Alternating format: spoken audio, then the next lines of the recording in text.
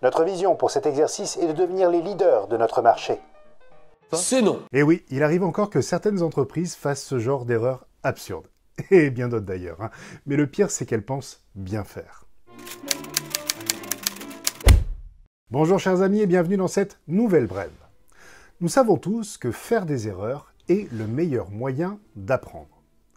Cependant, il existe parfois des erreurs qui sont tellement grossières qu'elles en deviennent même absurdes.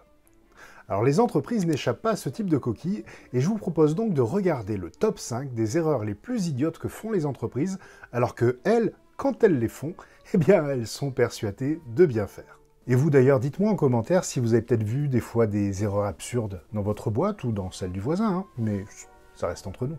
Oh, oh. Vous voulez que je vous raconte tout? Alors c'est parti. Première bourde interplanétaire, vouloir faire passer une ambition pour une vision. David Packard, le cofondateur de Hewlett-Packard, a dit qu'il y a plus d'entreprises qui meurent d'indigestion que de famine. En effet, cette erreur de prendre ses ambitions pour une vision est souvent faite lorsque le succès vient monter à la tête des dirigeants d'une société. Je me rappelle d'ailleurs de l'histoire d'un ancien dirigeant d'une antenne d'un grand groupe international qui racontait que dans les débuts de sa société, tout le monde au sein de l'entreprise n'avait qu'une vision et qu'une envie, apporter le meilleur service à leurs clients. Mais à force de vouloir le meilleur pour leurs clients, eh bien, ils sont devenus les meilleurs dans leur domaine.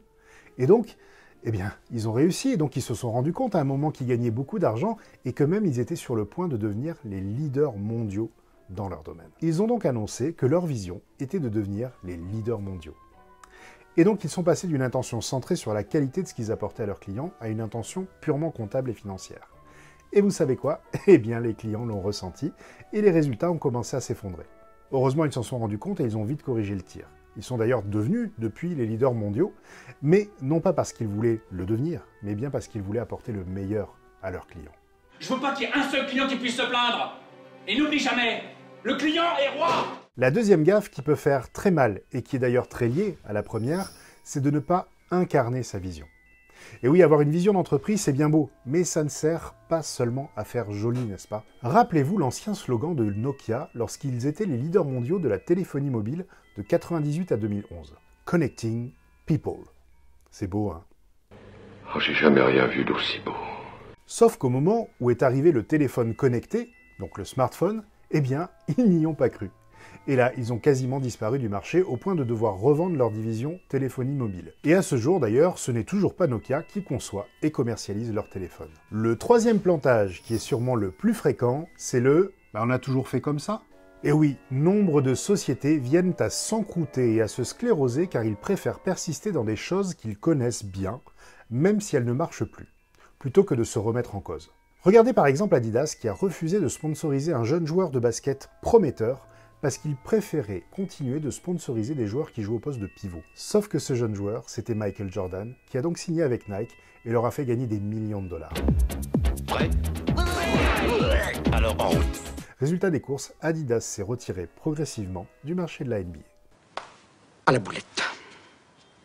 Ça dépasse tout ce que j'ai pu imaginer. Quatrième type de cagade, se contredire.